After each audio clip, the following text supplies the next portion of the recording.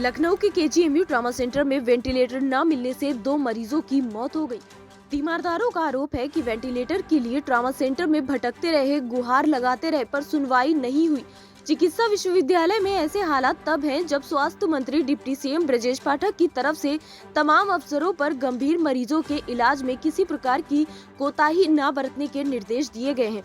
लखनऊ के इंदिरा नगर निवासी 40 साल की मनभावती को किडनी की गंभीर बीमारी से पीड़ित थी। केजीएमयू नेफ्रोलॉजी विभाग में उनका इलाज चल रहा था। सोमवार को मरीज की तबीयत गंभीर हो गई तो परिजन आनन फानन में ट्रॉमा सेंटर पहुंचे।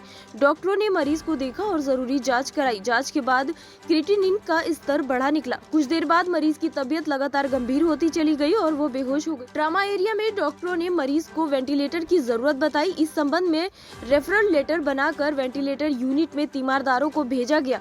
मरीज के पति अशोक के मुताबिक कई बार डॉक्टर और स्टाफ के पास मरीज को वेंटिलेटर दिलाने के लिए गए लेकिन सुनवाई थी, फिर भी बेड आवंटित नहीं किया गया। वेंटिलेटर न मिलने से गुरुवार देर रात आखिर मरीज की मौत हो गई। खेलो इंडिया यूनिवर्सिटी में कानपुर की बेटी का हुआ सिलेक्शन। चंचल ने मुफलिसी में भी नहीं छोड़ा हौसला, फौज में शामिल होना चाहती थी। 21 साल की चंचल कानपुर यूनिवर्सिटी में बीए फर्स्ट ईयर की पढ़ाई कर रही है। चंचल मूलतः हरियाणा के गुड़गांव की रहने वाली है। उनके परिवार में पिता वीर सिंह, मां ममता के अलावा भाई नितिन और बहन मोनिका है। चंचल ने बताया कि 5 साल पहले एथलेटिक्स का अभ्यास करना शुरू किया था। हाल ही में भुवनेश्वर में हुई ऑल इंडिया यूनिवर्सिटी एथलेटिक्स प्रतियोगिता में 3 किलोमीटर स्टीप रेस में उन्होंने 8वां स्थान हासिल किया। इसके लगभग 100 से अधिक खिलाड़ी शामिल थे। उन खिलाड़ियों के बीच में चंचल टॉप 10 में आने वाली एक पहली छात्रा बनी है। इसके आधार पर ही चंचल का चयन खेलो इंडिया यूनिवर्सिटी के लिए किया गया है। आपको बता दें, चंचल सिंह के घर की आर्थिक स्थिति बहुत ही अच्छी नहीं है। पिता वीर सिंह प्राइवेट नौकरी करते हैं, लेकिन आंखों में कुछ दिक्कत आने के बाद उनकी नौकरी भी छूट गई। किसी तरह बड़ा भाई और बड़ी बहन प्राइवेट नौकरी कर घर का खर्च चलाते हैं। ऐसे में चंचल इन परिस्थितियों से लड़ते हुए अपने मुकाम को हासिल करने में लगी है। चंचल ने कई राज्य स्तरीय और राष्ट्रीय प्रतियोगिता में भी प्रतिभा दिखाकर पदक जीते हैं। भरपूर डाइट न मिल पाने के बावजूद चंचल ने कभी हार नहीं मानी। चंचल का कहना है कि यदि हौसला मजबूत हो तो हर राह आसान हो जाती है।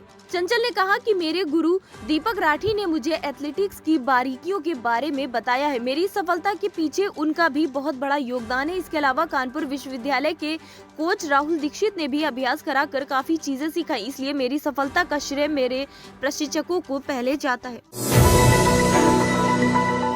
पिंकी बनेगी बेटी बचाओ बेटी पढ़ाओ की एम्बेसडर। ऑस्कर अवार्ड विजेता डॉक्यूमेंट्री फिल्म स्माइल पिंकी में मिर्जापुर की लाडली ने मुख्य भूमिका निभाई थी। ऑस्कर अवार्ड विजेता प्रसिद्ध डॉक्यूमेंट्री फिल्म स्माइल पिंकी में मुख्य भूमिका निभाने वाली मिर्जापुर की लाडली बेटी पिंकी को निःशुल्क शिक्षा उपलब्ध कराया जाएगा।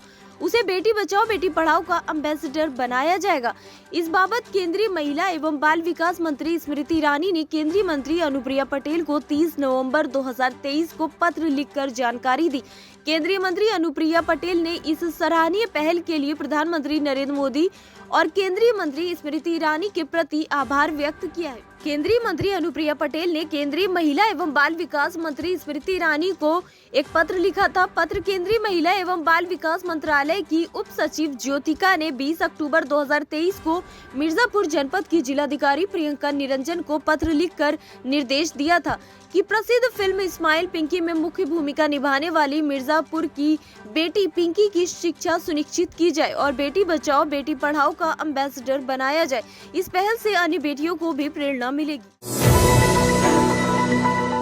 प्रधानमंत्री नरेंद्र मोदी का आज अयोध्या दौरा। 15,700 करोड़ की 46 परियोजनाओं का करेंगे लोकार्पण और शिलान्यास।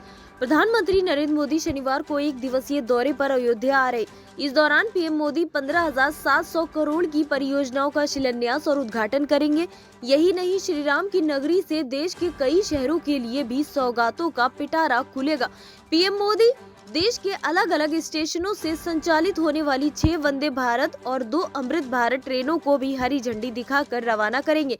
इससे पहले पीएम मोदी पुनर्विकास अयोध्या धाम जंक्शन रेलवे स्टेशन राष्ट्र को समर्पित करेंगे। इसी के साथ 30 दिसंबर 2023 की तिथि अयोध्या के इतिहास में स्वर्ण अक्षरों से अंकित हो जाएगी और भगवान श्री राम की नगरी में विकास के नया युग शुभारंभ होगा। यूपी पुलिस में एक और भर्ती कंप्यूटर ऑपरेटर के पदों पर निकाली गई है। ग्रेड 1 के 930 और प्रोग्रामर ग्रेड 2 के 55 पदों पर सीधी भर्ती की प्रक्रिया शुरू कर दी गई है। ऑनलाइन आवेदन 7 जनवरी से शुरू होकर 28 जनवरी 2024 तक कर सकेंगे आप। कंप्यूटर ऑपरेटर के लिए कैंडिडेट्स की उम्र 18 से 28 साल होनी चाहिए। हफ्ते भर में यूपी सरकार ने पुलिस की ये तीसरी भर्ती का ऐलान किया है। इससे पहले बता दें, भौतिक शास्त्र और गणित विषय के साथ इंटरमीडिएट और कंप्यूटर में O लेवल की परीक्षा पास होना जरूरी है। इसी तरह कंप्यूटर प्रोग्रामर के लिए उम्र 21 से 30 साल है। इसमें कैंडिडेट को स्नातक और कंप्यूटर में A लेवल की परीक्षा पास होना जरूरी है। दोनों का आवेदन शुल्क सभी वर्ग के लिए 400 रुपए है। लिखित परीक्षा ऑनलाइन होगी। साथ ही अगर आप भी आवेदन कर रहे हैं तो कम से कम 25 शब्द प्रति मिनट की स्पीड से हिंदी टाइपिंग और कम से कम 30 शब्द प्रति मिनट की स्पीड से इंग्लिश टाइपिंग आनी चाहिए। इस भर्ती में सभी वर्गों के उम्मीदवारों के लिए आवेदन फीस 400 रुपए रखी गई है। फीस भुगतान डेबिट कार्ड, क्रेडिट कार्ड और नेट बैंकिंग आदि के जरिए आप कर सकते हैं।